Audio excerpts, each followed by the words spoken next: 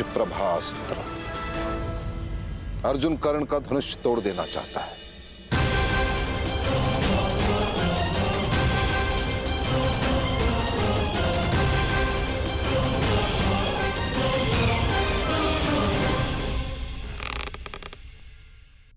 मंशा तो कर्ण की भी यही प्रतीक होती है।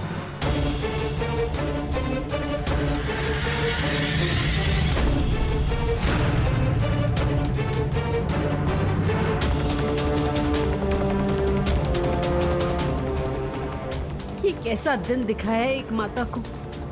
एक ही शरीर की दो भुजाएं एक दूसरे को काटने को आतुर है और रक्त बहेगा एक माता का।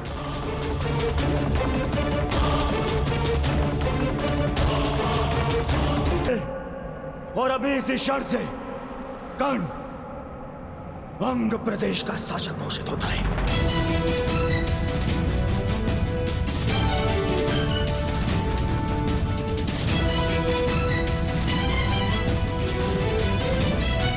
नहीं कुमार, मुझे स्वीकार नहीं। मैं यहां दान लेने नहीं, अपनी जाति और कुल के लिए सम्मान लेने आया हूं।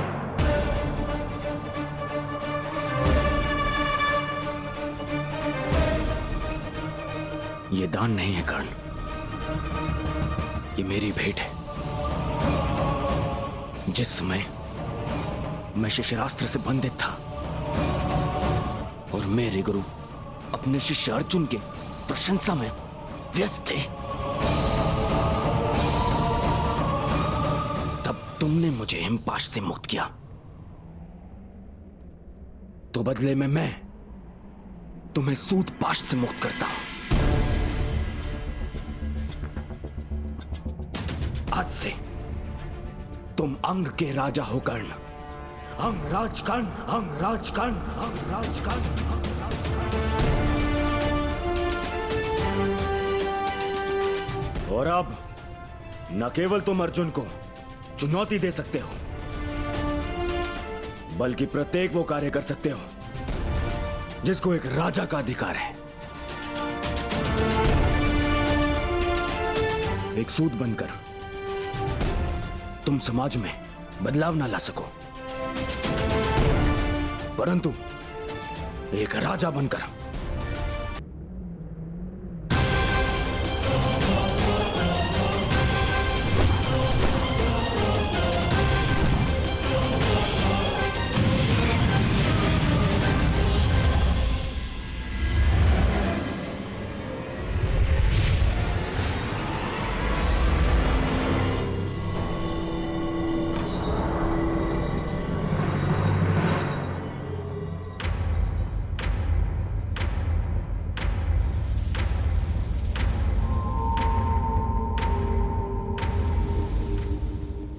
अब क्या होगा?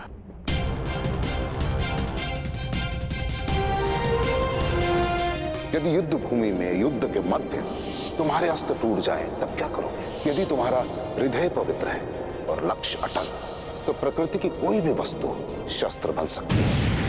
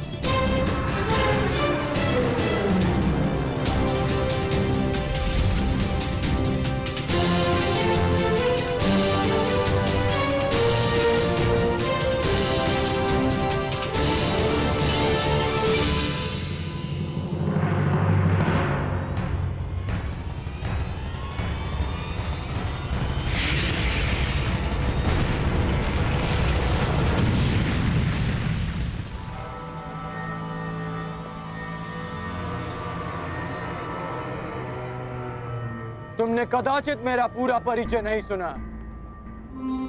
मैं तुम्हारे गुरु और महामहिम भीष्म का गुरु भाई हूं।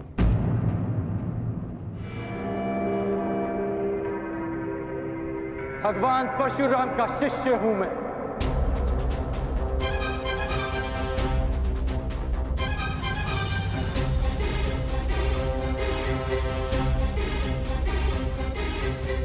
अंगराज कर्ण की, अंगराज कर्ण की, अंगराज कर्ण की, अंगराज कर्ण की।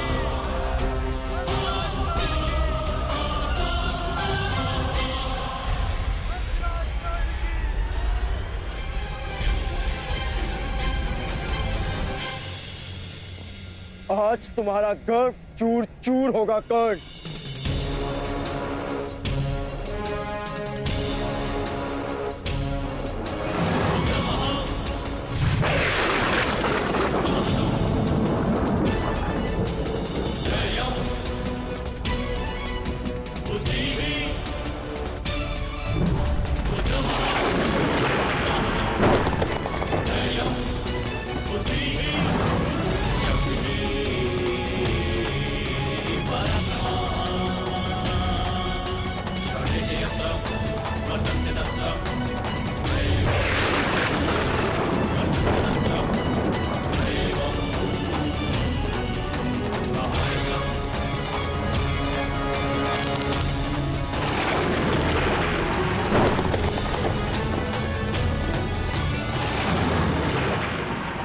नहीं अर्जुन, तुम ब्रह्मास्त्र का प्रयोग ऐसे नहीं कर सकते।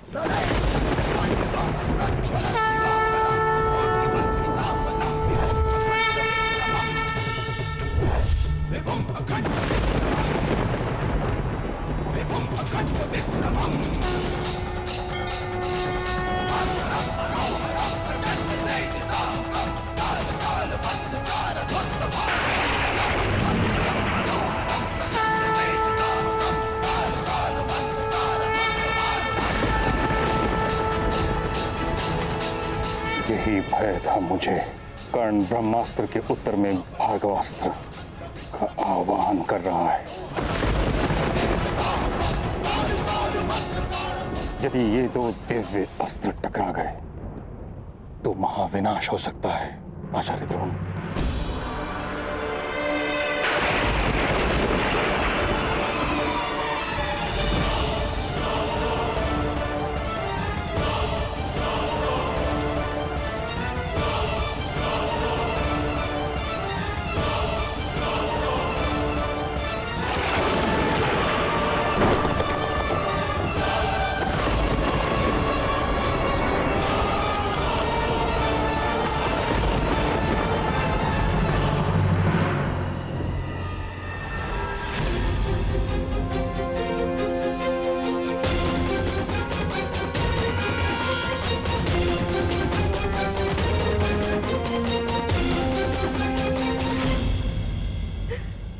सूर्यदेव, कृपा कीजिए। आज मेरे दोनों पुत्र संकट में,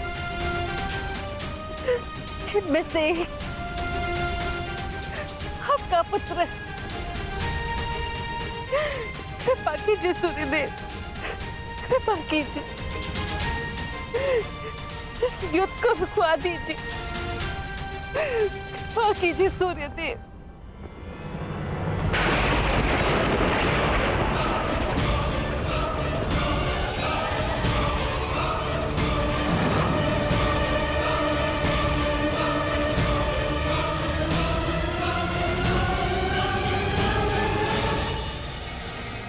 सूर्यास्त हुआ।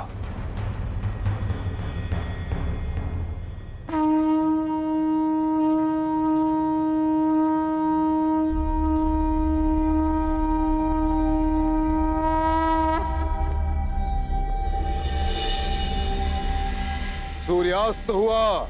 इसके साथ ही आज की रंगभूमि संपन्न हुई।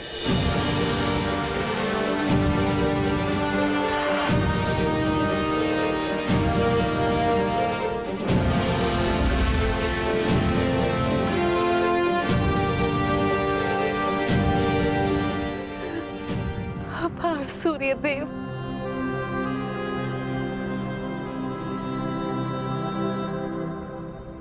रंगभूमि संपन्न हुई, परंतु विजेता का निर्णय कैसे होगा? कौन है विजेता आचार्य? राजकुमार दुर्योधन, इसकी घोषणा कल राज्यसभा में होगी।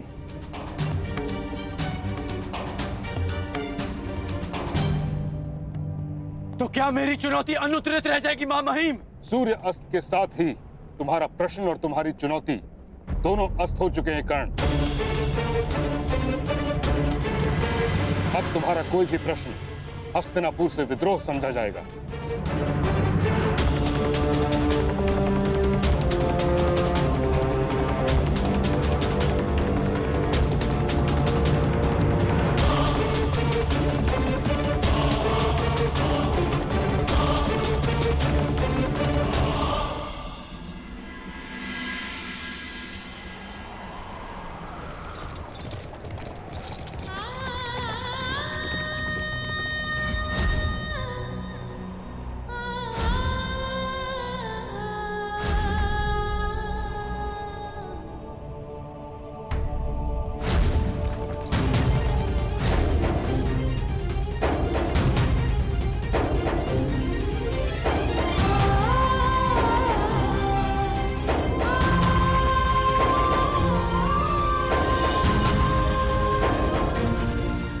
मेरा पुत्र है, वो राधा ही नहीं, वो कुंता ही है। ये कैसी अनहोनी, मेरा ज्येष्ठ पुत्र अपने भाइयों के विरुद्ध खड़ा है। ये मेरा अपराध है, जिसका दंड वो नीरे बालक भुगत रहा है। यदि मैं साहस रखती तो मेरे पास होता।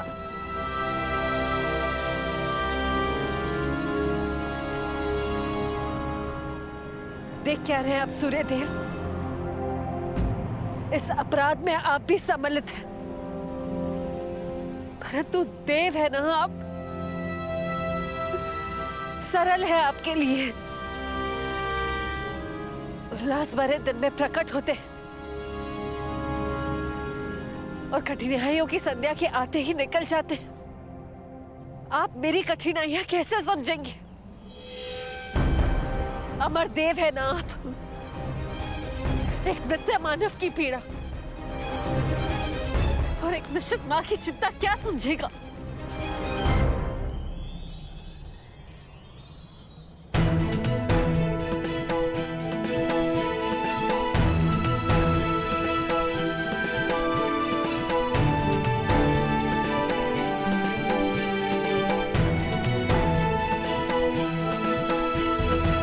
देवताओं पर आरोप लगाना उचित नहीं कुंती।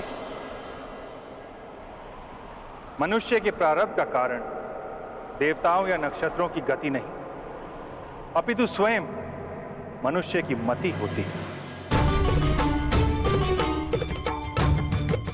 सरल तो मनुष्य का जीवन है, जिन्हें भूल करने का अवसर प्राप्त है, अपनों से मुंह फेरने का अधिकार प्राप्त होता है। किंतु हम देव, हम तो भूल नहीं कर सकते। जिस पुत्र को जलधारा में बहाकर तुम एक पल में भूल गए, उस पुत्र के जीवन के पल पल के साथ में जुड़ा रहा। उसे असुरक्षित देखकर तुम में आज करुणा उत्पन्न हुई, किंतु मैं तो वर्षों से उसका सुरक्षा कवच बनके उसकी रक्षा करता आ रहा हूं। और आज तुम मुझ पर आरोप लगा रही हो।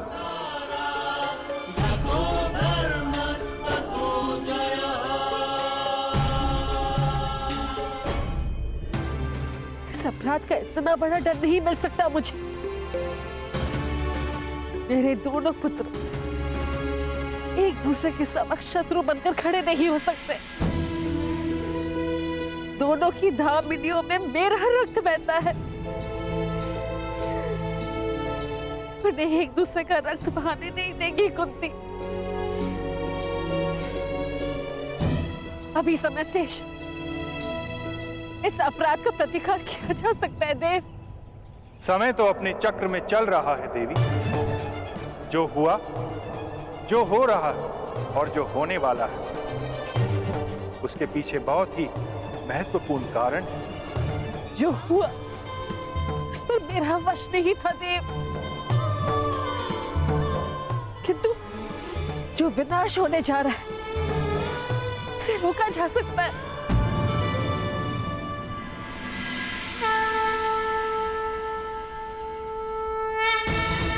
प्रातःकाल के प्रारंभ का संकेत हो चुका है देव। आज राजसभा में मेरे पुत्रों का प्रारंभ लिखा जाएगा। मुझे जाना होगा देव। मुझे कर्ण को बताना होगा कि वो मेरा पुत्र है। पांडवों का ज्येष्ठ भ्राता है वो। क्यों राज बनेगा? रंगभूमि में कुरु राजकुमारों में अंत तक जो खड़ा था वो था अर्जुन, अपराजय। और मैं अपने ज्येष्ठ भ्राता का प्रतिनिधित्व कर रहा था काकाश्री, इसलिए विजेता मैं नहीं, भ्राता युधिष्ठिर है। विजेता का चयन शेष है कुमार अर्जुन।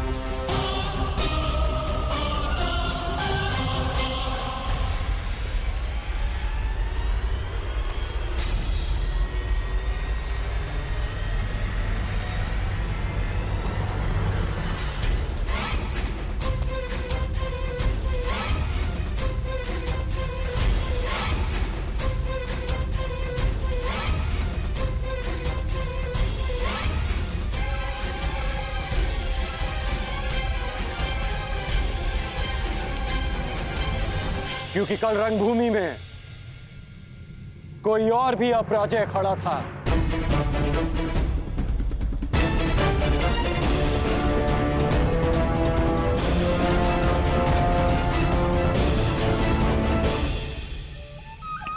अब आनंद आएगा मेरे होने वाले सम्राट।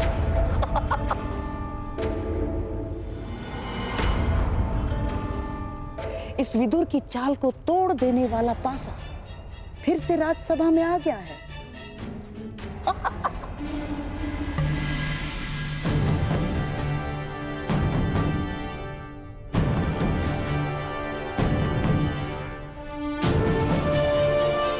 अभी द्वंद्व शेष है, उसका परिणाम शेष है,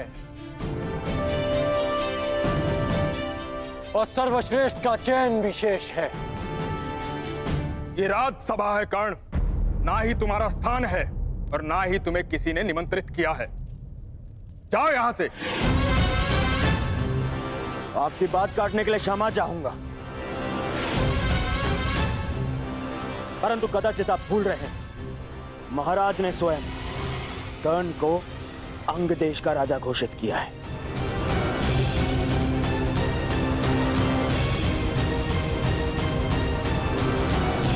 और अंग देश हस्तिनापुर के अधीन है।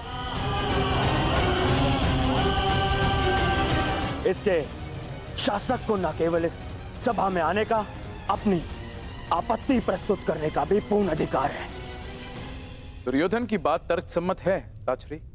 राज्यसभा में बैठने का अधिकार प्राप्त होने का अर्थ ये कदापि नहीं कि तुम उद्दंडता दिखाओ।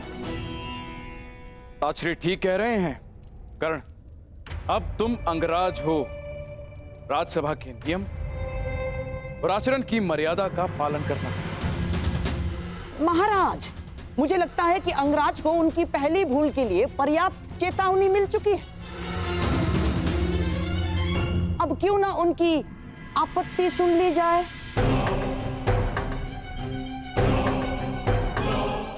कहो अंगराज, क्या आपत्ति है तुम्हें?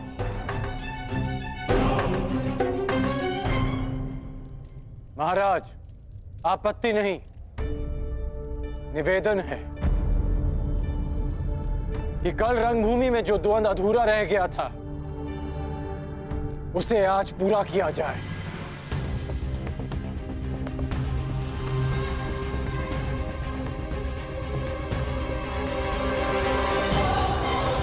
सूर्य अस्त के साथ रंगभूमि भी अस्त हो चुकी है कर्ण।